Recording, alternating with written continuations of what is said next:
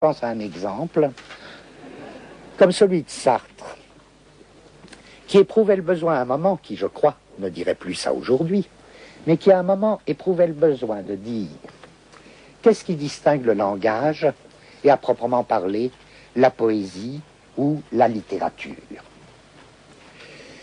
Et il disait, la littérature et la poésie, ça commence à partir du moment où il y a des informations. Barthes aussi disait ça à un moment. Or, c'est très curieux de dire une chose comme ça.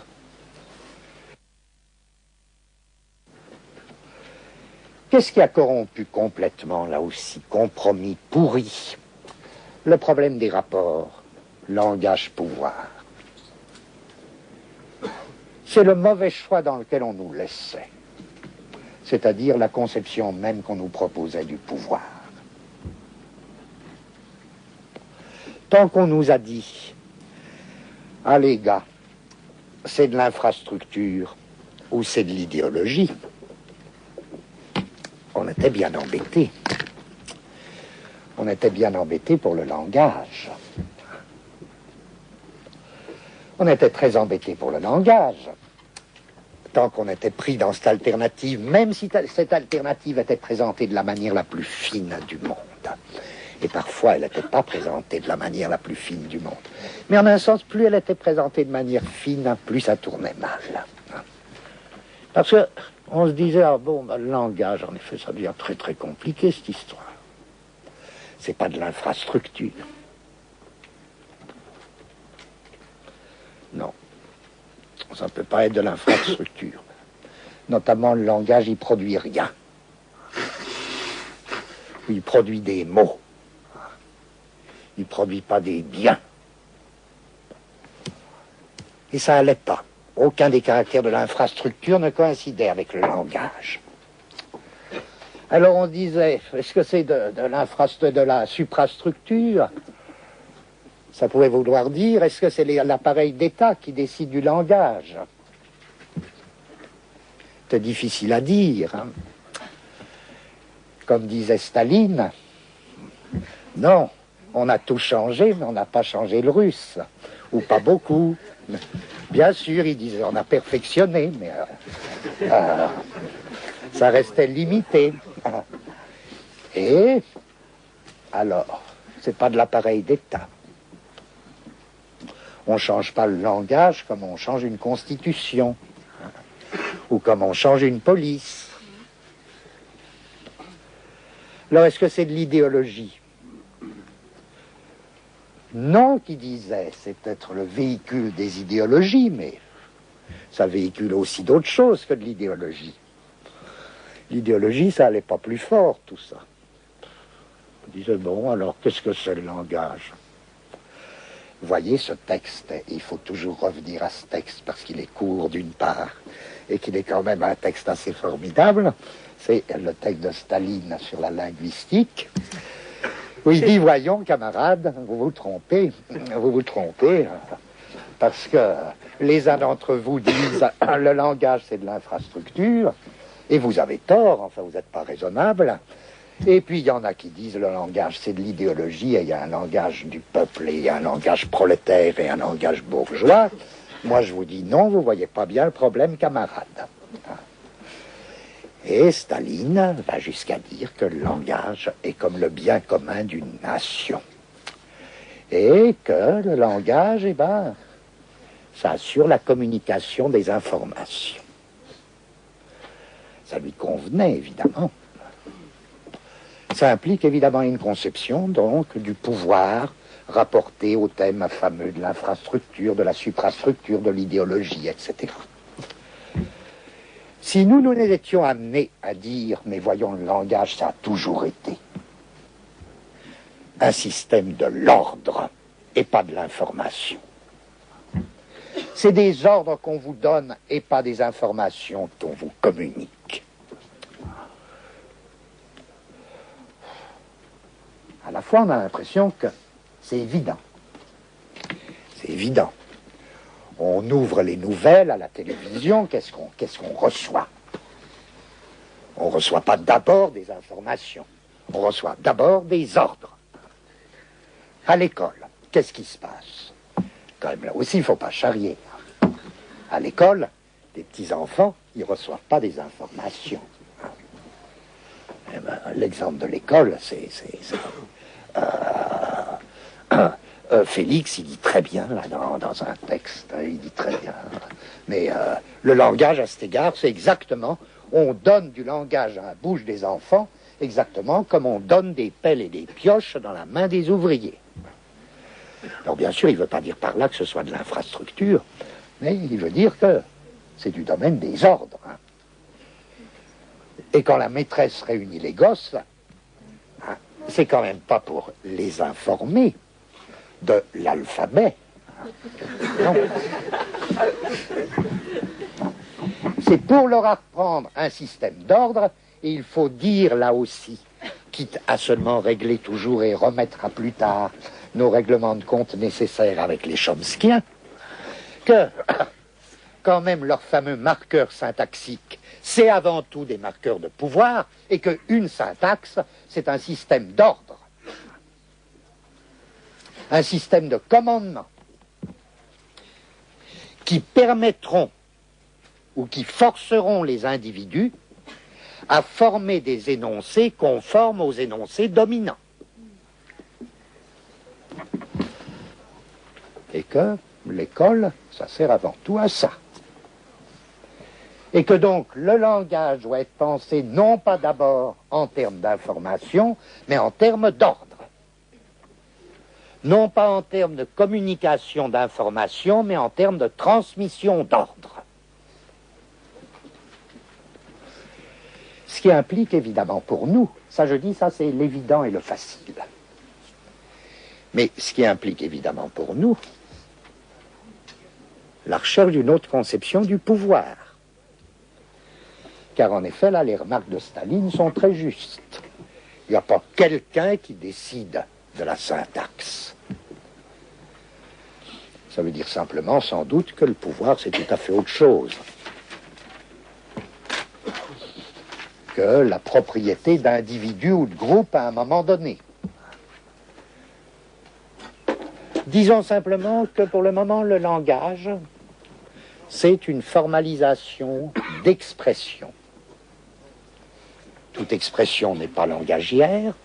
Le langage, c'est une formalisation d'expression particulière qui a pour fonction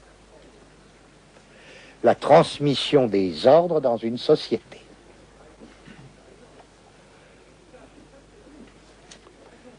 Nous savons encore une fois que ça implique que nous donnions du pouvoir une autre conception que la conception marxiste.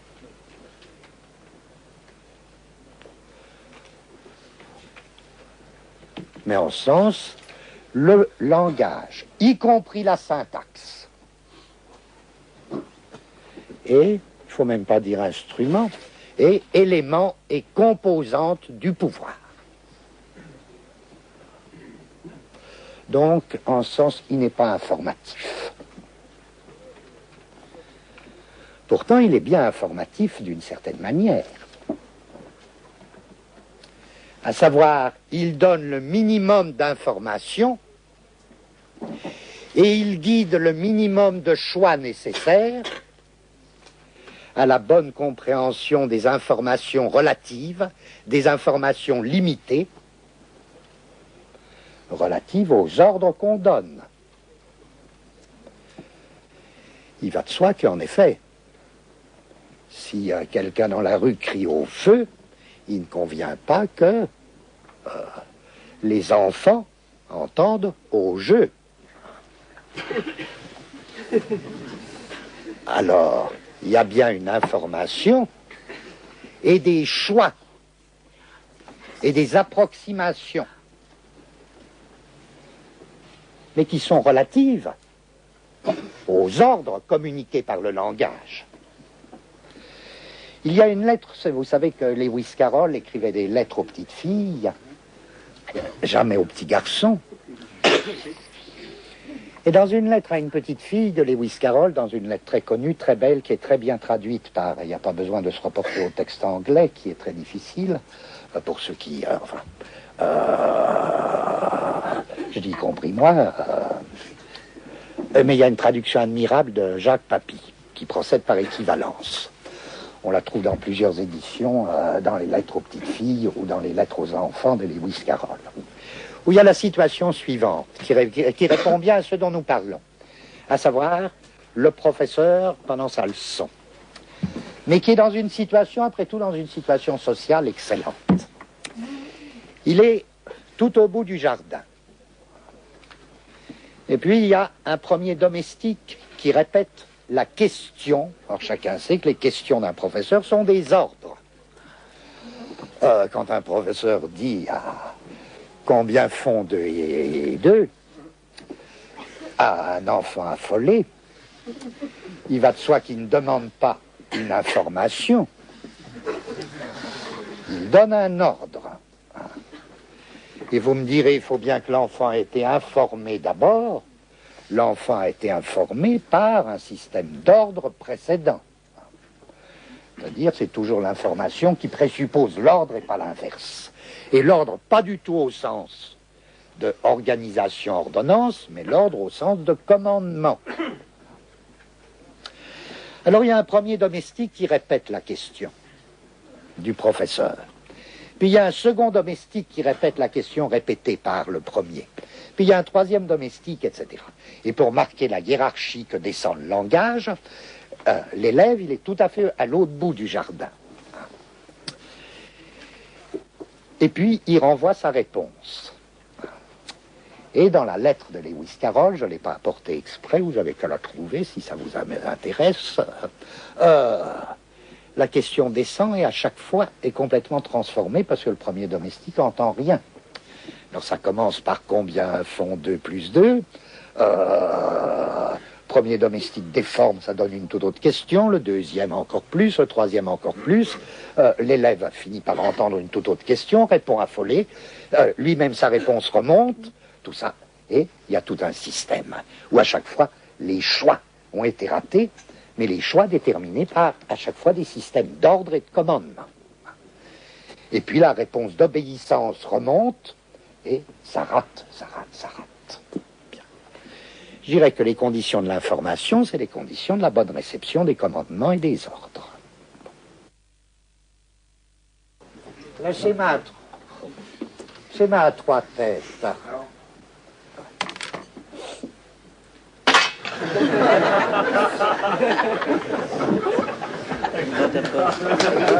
Dans ta poche. Merci. Schéma à 3 têtes.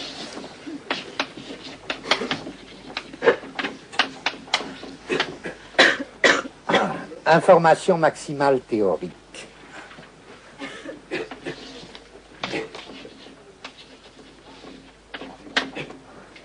Bruit qui vient tout troubler l'émission et la réception d'informations. Redondance.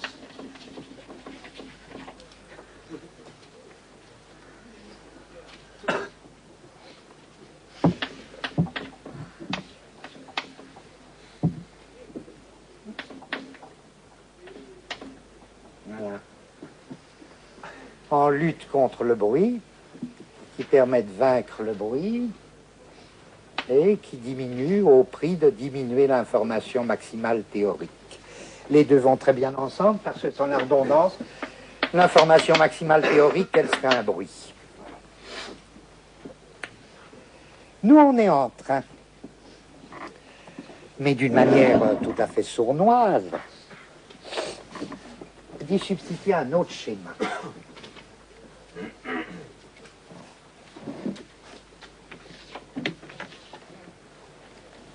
Les ordres commandements.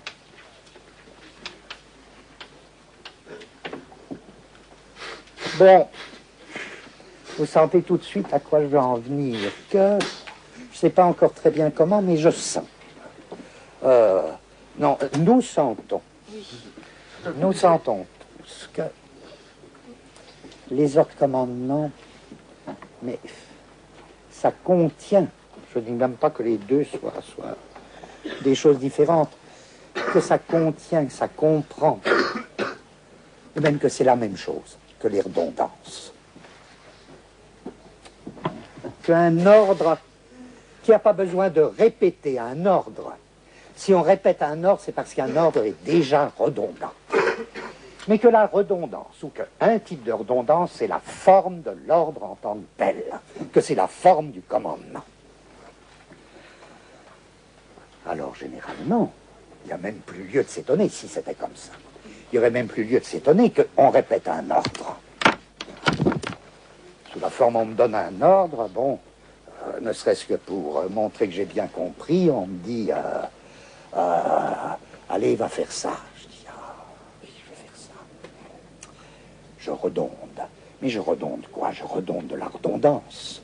C'est l'ordre lui-même. Va faire ça. En feu. Non, en joue, feu. En joue, feu. Il faut que ça descende. Alors, le général dit, en joue, feu. Non, il dit, préparez armes, ou je ne sais pas quoi. Capitaine, il dit, préparez armes. L'adjudant, il dit, préparez armes. Enfin, arrivent les pauvres types qui, eux, ils préparent armes. Mais, si l'ordre a été répété, c'est qu'en lui-même, il redonde. L'ordre, le commandement est une forme de la redondance avec soi. Peut-être. Alors, voilà que là, en disant le langage, c'est pas du tout de l'information, le langage c'est de l'ordre ou du commandement, nous étions déjà en train de dire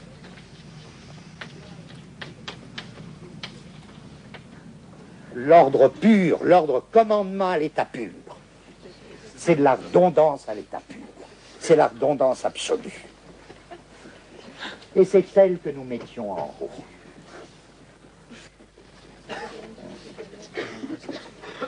Redondance, oui, c'est la même chose que l'ordre.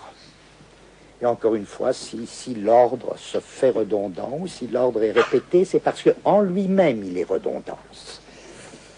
Dès lors, la répétition, comme conduite vis-à-vis de l'ordre, ne serait qu'une conséquence de la redondance comme identique en nature avec l'ordre. C'est pas sûr, hein, mais nous sentons bien que c'est comme ça, hein, qu'on n'y peut rien. Peut-être. Là-dessus, entre les deux, mais entre les deux quoi? On ne sait pas. Entre les deux, c'est uniquement pour faire des schémas équilibrés, on se dit, on va voir. Entre les deux, on va mettre l'information qui, elle, est toujours relative.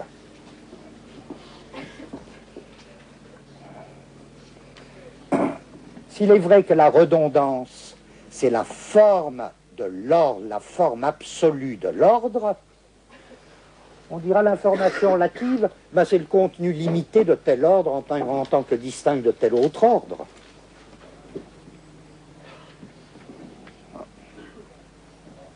B à bas, c'est pas la même chose que C à ça. Bon, d'accord. Il y a une information relative. Et la forme de l'ordre, c'est la redondance absolue.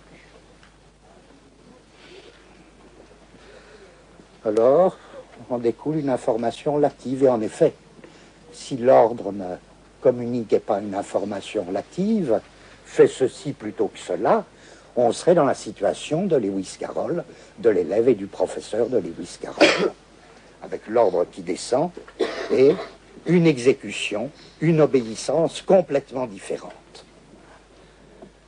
L'information, c'est uniquement la condition relative sous laquelle l'exécution de l'ordre correspond à l'ordre lui-même.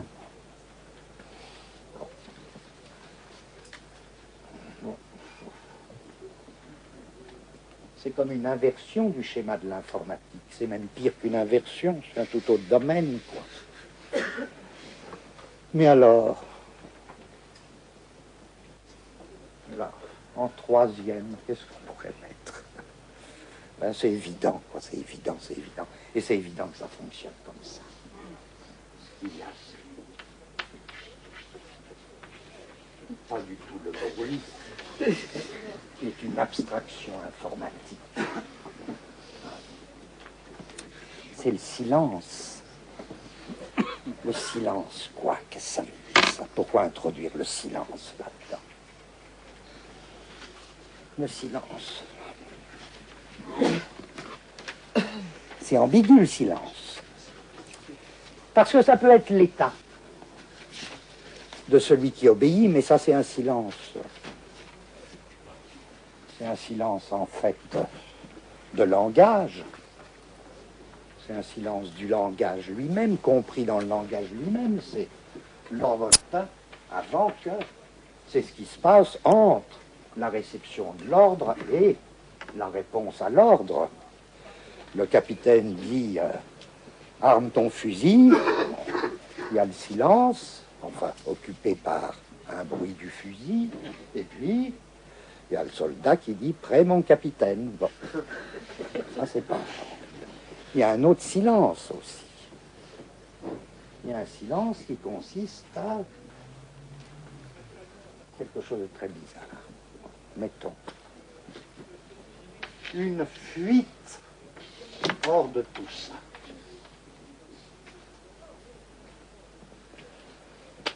On le connaît, ce silence. Que le capitaine, il dit Anjou, feu, rien. Le silence.